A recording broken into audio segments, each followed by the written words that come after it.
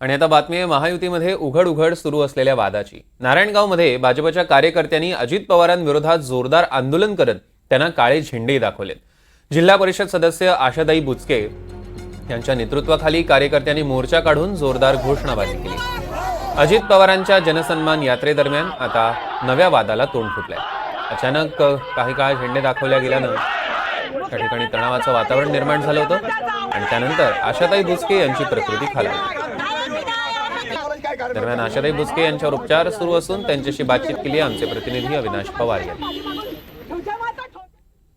जनसन्मान यात्रेच्या दरम्यान कशा पद्धतीने ह्या निषेधाच्या सगळ्या मोर्चामध्ये ज्या जिल्हा परिषद सदस्य आशाताई बुचके यांनी आक्रमक भूमिका घेतली, मात्र आज दिवसभर उन्हाचा तडाखा आणि त्या दरम्यान झालेले आंदोलन याच्यामध्ये त्यांना आता इथे हॉस्पिटलमध्ये ॲडमिट करावं लागलेलं आहे।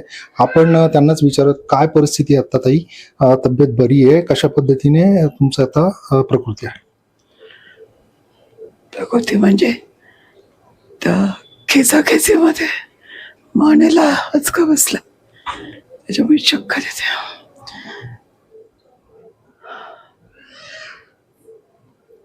पण अशी वेळ कोणावर आली नाही पाहिजे असं मला वाटतं।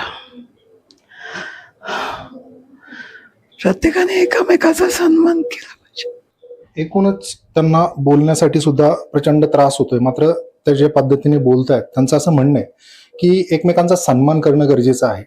ज्यावेळी आपण सर्व घटक पक्ष एकत्र जातो त्यावेळेस त्यांना देखील त्या पद्धतीचे सन्मानाने पुढे येणं गरजेचं होतं असं त्यांचं म्हणणं आहे। एकूणच हे आंदोलन झाल्यानंतर जी झटापट झाली आणि याच्यामध्ये त्यांना मानेलाही झटका बसलेला आहे आणि एकूण आता त्यांच्या इथे नारायणगावमध्ये जे हॉस्पिटल तिथे उपचार सुरू आहेत। आपण या सगळ्या घटनांवर नजर ठेवून असणारच आहे। अविनाश पवार, NDTV मराठी, नारायणगाव, पुणे।